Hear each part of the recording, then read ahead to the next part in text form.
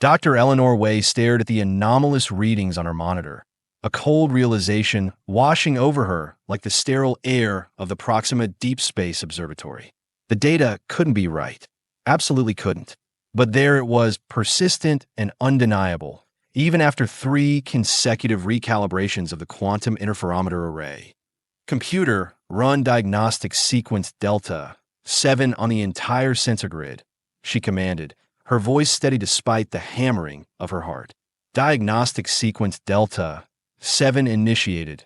The AI responded in its characteristically flat tone. Estimated completion time, 7 minutes, 32 seconds. Eleanor pushed away from her workstation, the magnetic soles of her boots clicking against the metal floor as she drifted toward the observatory's curved window. Beyond the reinforced transparent aluminum stretched the endless void, punctuated by the cold, distant fires of stars and the red dwarf Proxima Centauri dominating the view. Somewhere out there, 47 light-years from humanity's nearest outpost, something impossible was happening. The observatory itself was humanity's farthest permanent installation, a testament to human curiosity and technological prowess. Established 15 years ago, it housed the most sensitive detection equipment ever constructed, designed to peer into the deepest recesses of space-time. Eleanor had been its director for the past 3 years, having earned the position after her groundbreaking work on quantum entanglement as it related to gravitational waves. Diagnostic complete, announced the computer, all systems functioning within optimal parameters. No errors detected. Eleanor's lips tightened. She'd expected as much. Display anomaly readings, temporal overlay from first detection to present. The holographic display shimmered to life before her, showing a 3-dimensional representation of space in the target sector. At first, nothing unusual appeared, just the expected cosmic background radiation and the faint gravitational influences of distant stellar bodies. Then, 12 hours ago, a pinprick of light appeared where none should be. Over time, it expanded, not like an explosion, but more like a doorway opening. Energy readings? She asked. Initial output consistent with a Type 3 civilization power signature, the computer replied. Current output exceeds measurement capabilities.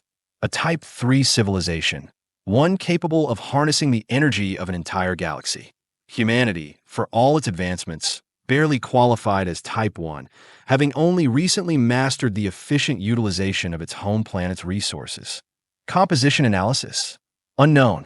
Emissions include neutrinos, tachyons, and several particle signatures that do not match any known fundamental forces. Eleanor felt a chill run down her spine. Tachyons were theoretical particles that traveled faster than light. They violated causality itself. If they were being detected, then whatever this phenomenon was, it wasn't just breaking the laws of physics. It was shattering them. She reached for the communication terminal.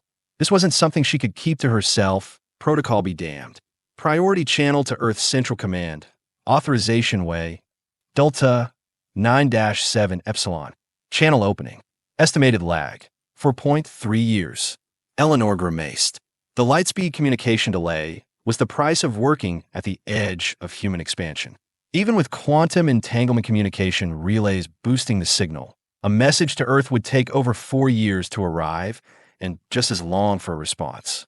This is Dr. Eleanor Way, director of the Proxima Deep Space Observatory. She began, her voice clear and professional despite the magnitude of her discovery.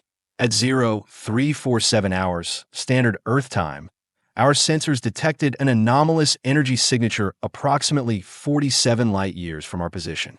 The signature violates multiple laws of physics, including the conservation of energy and causal relationships in space-time. She paused, contemplating her next words carefully. I'm initiating Protocol Omega. We will dispatch our autonomous research probe to investigate further. Updates will follow as information becomes available. Way out. Protocol Omega. Established for first contact scenarios or discoveries of universe-altering significance. It gave her nearly unlimited authority to allocate resources and bypass normal command structures. It had never been invoked before, not in the 60 years since humanity began its cautious expansion beyond the solar system. Computer, prepare the Pathfinder probe for immediate launch. Full scientific payload, maximum stealth configuration. Acknowledged. Pathfinder probe preparation initiated. Launch readiness in 45 minutes. Eleanor's gaze returned to the window, to the emptiness of space that suddenly seemed less empty, less predictable. Whatever waited out there, 47 light-years away, would change everything. Humanity's understanding of the universe, their place in it, perhaps even their survival, might hinge on what they discovered, and they wouldn't be the only ones who noticed it. If this energy signature was as powerful as the reading suggested, every advanced species within 100 light-years will be turning their attention toward IT. IT was a race now. A race for knowledge, for technology, for survival. And humanity had just entered the starting line. The Pathfinder probe accelerated away from the observatory, its fusion drive flaring blue-white against the darkness. Eleanor watched it go, a mixture of anticipation and dread settling in her stomach. The probe would take approximately 9 days to reach the anomaly at maximum acceleration, burning through most of its fuel reserves in the process.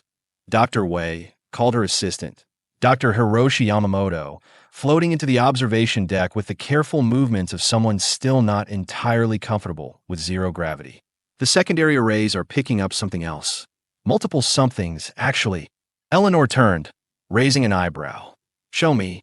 Hiroshi gestured, and the holographic display shifted to show the space surrounding the anomaly.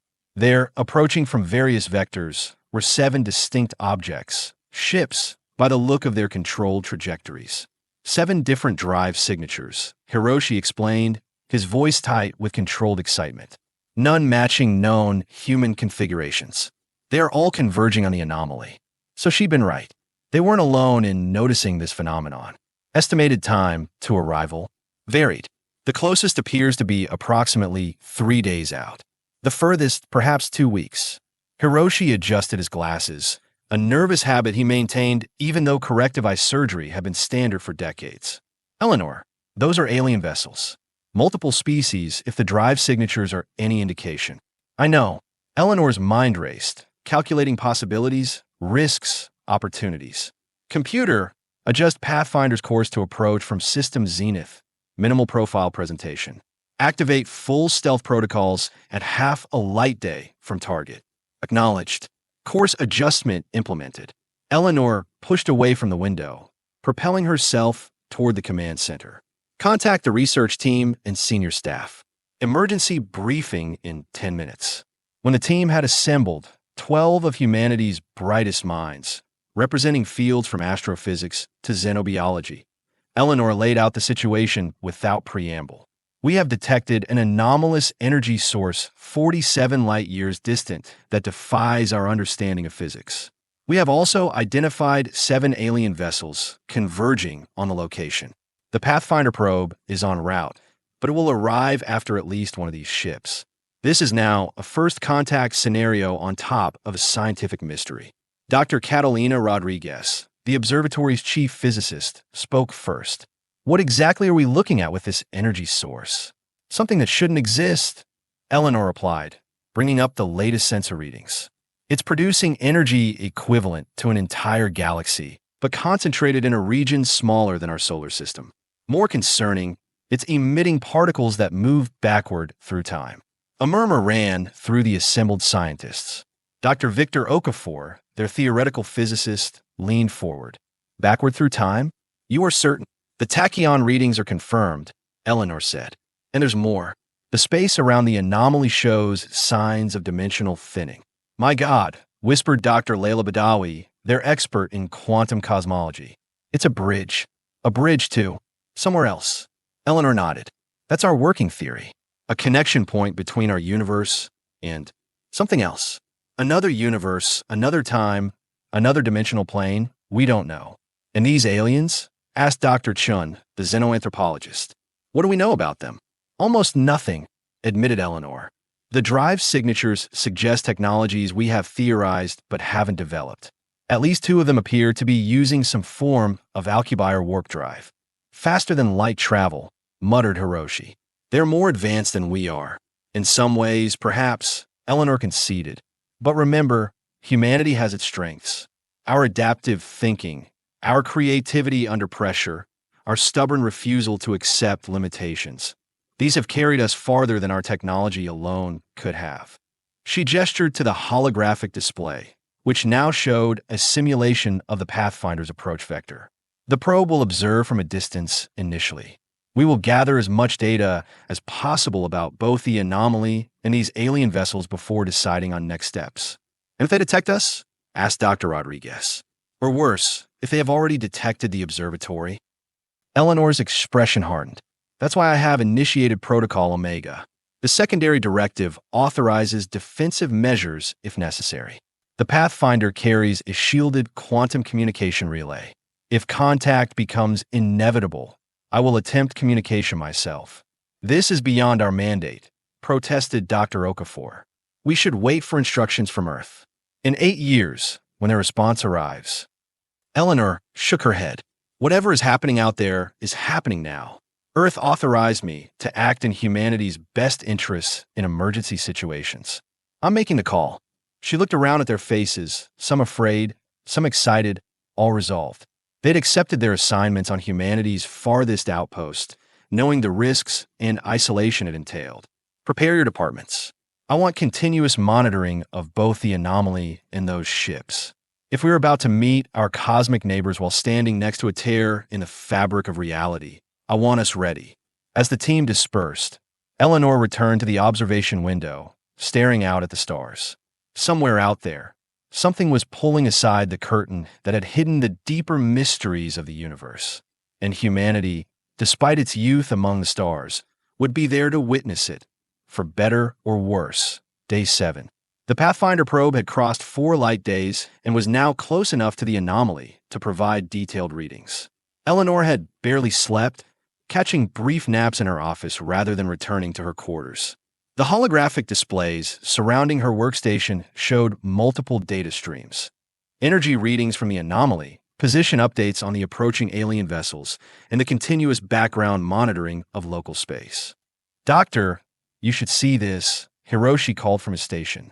Pathfinder's visual sensors are picking up details of the closest vessel. Eleanor pushed away from her desk, gliding over to Hiroshi's workstation. The screen showed a grainy image, enhanced and cleaned by the probe's AI. The alien ship was unlike anything she'd expected. Not the sleek, metallic construct of human imagination, but something more organic. It resembled a massive, elongated nautilus shell, its surface ridged and patterned with what looked like bioluminescent veins pulsing with blue-green light. "It's beautiful," she murmured.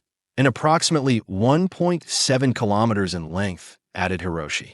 "Considerably larger than anything we have built. Life signs, difficult to determine at this distance. The shell appears to be composed of a material that blocks most of our scanning methods. But there's definite evidence of technology, controlled energy emissions, artificial gravity signatures, and what might be communication broadcasts." Eleanor nodded slowly. "Keep monitoring. What about the anomaly itself? Stable but evolving. The dimensional aperture has widened by approximately 6% since our first detection. Energy output continues to increase logarithmically." The intercom chimed. "Dr. Wei, this is Dr. Badawi. You need to see what we have discovered in the anomaly's radiation pattern." "On my way." In the physics lab, Dr. Badawi and Dr. Okafor huddled around a complex holographic model of swirling energy patterns. They looked up as Eleanor entered, their expressions a mixture of awe and disbelief. "We have been analyzing the quantum fluctuation patterns within the anomaly," Dr. Badawi explained without preamble. "There's an embedded information structure." Eleanor frowned. Meaning, Dr. Okafor interjected, that the anomaly isn't just a natural phenomenon. It's engineered, and it contains what appears to be a message. Eleanor's breath caught. "A message? Can we decode it?" "We are working on it," Dr. Badawi said. "The information is encoded in the quantum state of the tachyon emissions. Essentially, it's being broadcast backward through time. Someone on the other side of that portal is trying to communicate," Dr. Okafor added. "And they're using particles that travel backward through time to do it, presumably to reach us before they physically emerge." A chill ran down Eleanor's spine. "Do we have any idea what the message says?" Dr. Badawi gestured, and the hologram shifted to display a series of mathematical equations. "This is what we have decoded so far. It's a primer. Basic mathematical constants, physical laws, prime number sequences. The universal language. First contact protocols, murmured Eleanor. They are establishing a communication baseline. Exactly. But there's something else. Dr. Badawi manipulated the display again, revealing a different pattern. This sequence repeats throughout the message. It's not mathematical, at least not in any way we recognize. Eleanor studied the pattern, a sequence of pulses and pauses that seemed almost familiar. Then it hit her. It's binary. Convert it to ASCII. Dr. Okafor quickly input the commands, and the pattern transformed into a single word that hung in the air before them. The three scientists stared at it in stunned silence. That's impossible, Hiroshi whispered, having followed Eleanor into the lab. How could they know to use an Earth encoding system? How could they know to address us specifically? Unless Eleanor's mind raced ahead, piecing together a hypothesis that seemed too fantastical to voice. Unless they're not alien at all. At least, not in the way we thought. The intercom chimed again, this time with urgency. Dr. Wei, the Nautilus ship has accelerated suddenly. It's heading directly for the Pathfinder. Eleanor rushed back to the command center, the others close behind. On the main display, they watched as the massive alien vessel, a marvel of bioengineered technology, closed the distance to their probe with impossible speed. Evasive maneuvers, Eleanor ordered. Activate defensive countermeasures. The probe is responding, but can't outrun that ship, reported the technician at the controls. Intercept in 3 minutes. Eleanor gripped the edge of the console, her knuckles white. This was it. First contact, happening millions of kilometers away, with only a robotic probe to represent humanity. But instead of destroying the Pathfinder, the Nautilus ship slowed as it approached, eventually matching course and speed less than a kilometer away. For several tense minutes, nothing happened. Then the probe's communication array activated. We are receiving a transmission, announced the technician. It's in English. Put it through, Eleanor ordered, hardly daring to breathe. The speakers crackled, and a voice, distinctly human despite a strange, lilting accent, filled the command center. Proxima Observatory. This is Captain Ilaren Iota of the Terran Confederation vessel Nautilus. We have intercepted your probe and detected your quantum signature. Please respond. Stunned silence fell over the command center. Eleanor found her voice first. This is Dr. Eleanor Wei, director of the Proxima Deep Space Observatory. Who? What are you? A pause, then. We are human, Dr. Wei. Human like you, but from approximately 700 years in your future. The anomaly you have detected is a temporal spatial gateway, a bridge across time itself. And we have come back because we need your help. That's impossible, Dr. Okafor muttered, but the doubt in his voice betrayed his own uncertainty. In a universe where tachyons could travel backward through time and energy could appear from nowhere, who was to say what was truly impossible? Eleanor steeled herself. Captain Nyota, you claim to be human from our future. Can you prove this? A fair question. The voice sounded almost amused. We expected skepticism. The Nautilus is sending a data packet to your probe. It contains historical records of your observatory, including events that, from your perspective, haven't happened yet. It also includes genetic mapping that will confirm our human origin, though with 7 centuries of evolution and adaptation to space. Receiving data now, confirmed the technician. It's extensive. While your people verify that information, Captain Nyota continued. Let me explain our presence. The anomaly you have detected is a Hawking bridge, a stable wormhole that connects not just distant points in space, but different temporal coordinates as well. It's the culmination of over 2 centuries of research by the Terran Confederation. Why create such a thing? Eleanor asked. The energy requirements must be astronomical. The risks to causality alone, desperation, interrupted Nyota, her voice suddenly grave. Humanity survived and thrived, Dr. Wei. We expanded throughout the galaxy, encountered other species, built a civilization spanning thousands of star systems. But approximately 50 years ago, our time, we encountered something we couldn't overcome. We call them the Void. A new image appeared on the screen, a visualization rather than a transmission.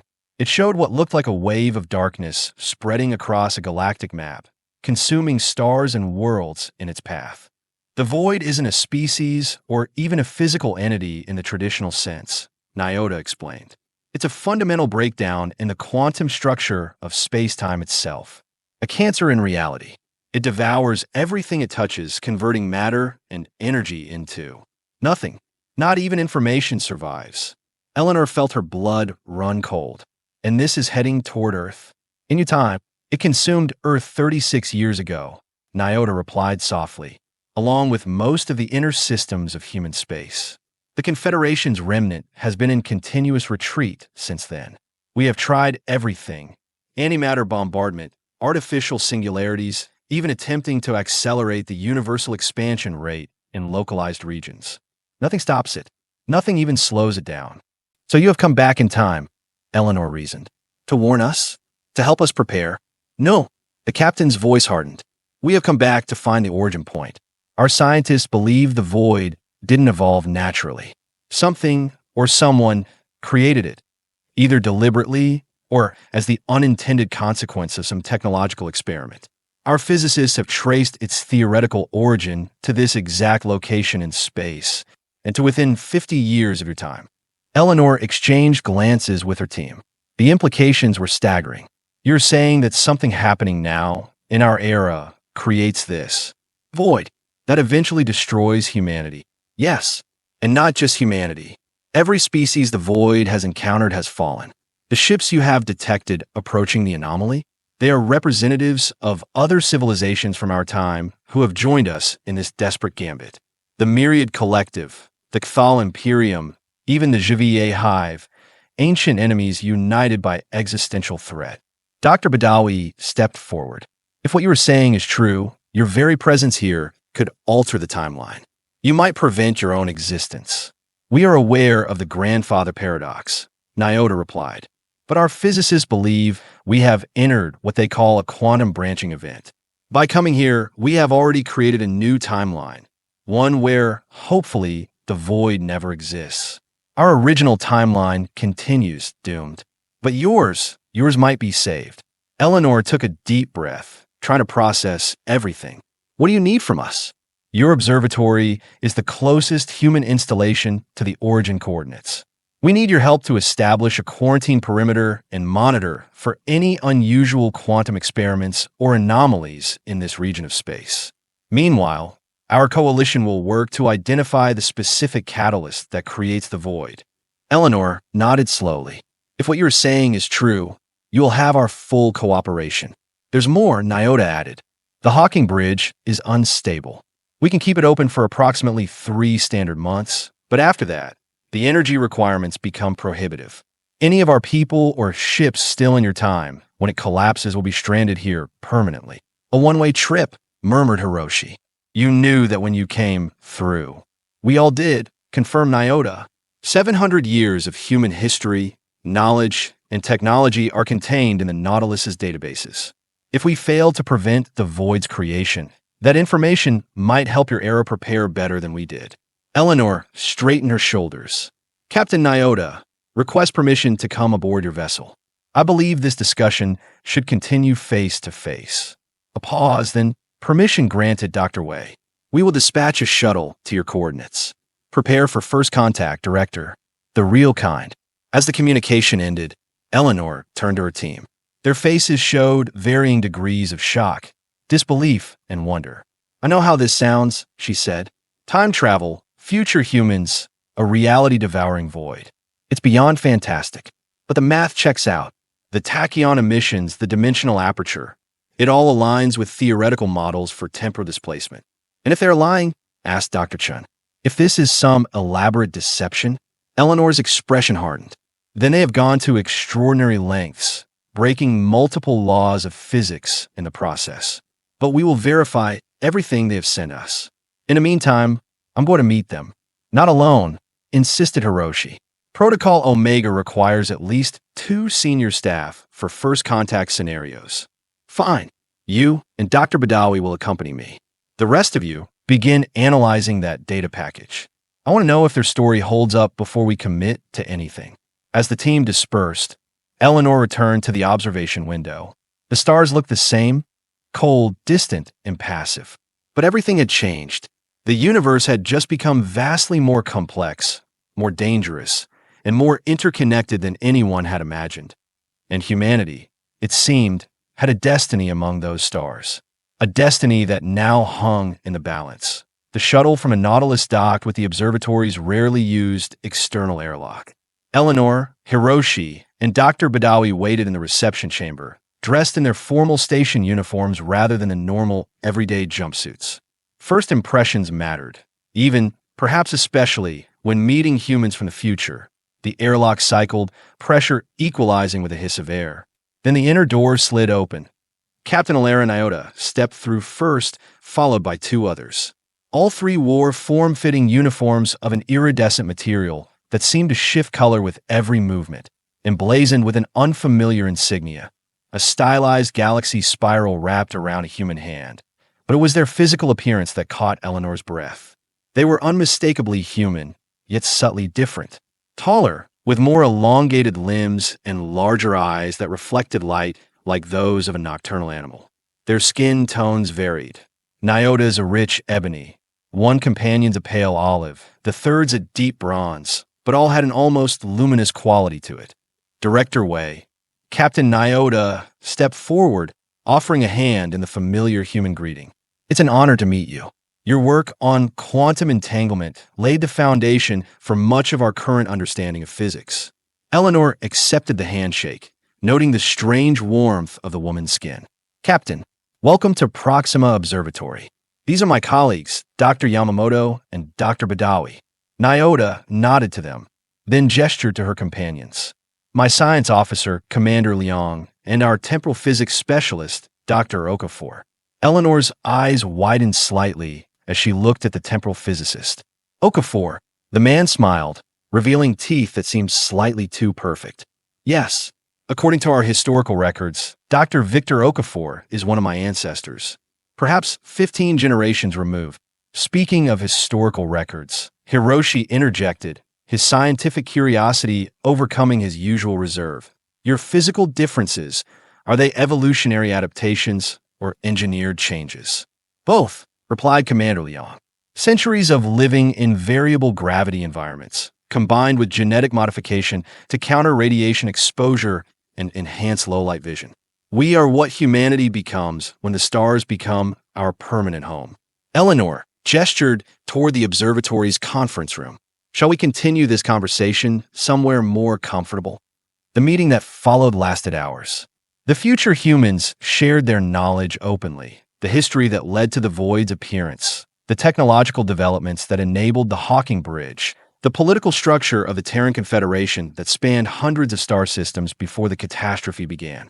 Our historians believe this era, the early years of human expansion beyond Sol, was crucial, explained Captain Nyota. The decisions made now, the technologies developed, the first contacts established with other species, they shaped everything that followed. You mentioned other species approaching the anomaly, noted Dr. Badawi. Are they coming through as well? Some representatives, yes. The coalition vessel Kval Sovereign carries diplomats from 6 different civilizations. They are maintaining position near the bridge exit point while we establish initial contact with you. And these species, we will encounter them in our future, asked Hiroshi. Commander Liang nodded. The myriad were the first non-human intelligence humanity encountered, approximately 70 years from now. The others followed over the next century. Eleanor leaned forward. Let's focus on the immediate concern. You believe the void originates somewhere in this region of space within the next 50 years. Do you have any more specific information? The future humans exchanged glances.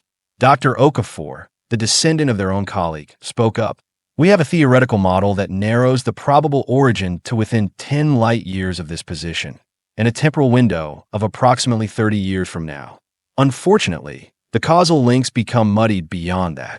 Our working hypothesis, continued Captain Nyota, is that some form of experimental technology, perhaps a prototype dark energy extraction system or a misguided attempt at creating artificial subspace, triggered a cascading quantum destabilization. Once begun, it self-perpetuated and expanded. And your plan is to find this experiment before it happens and stop it, Eleanor said.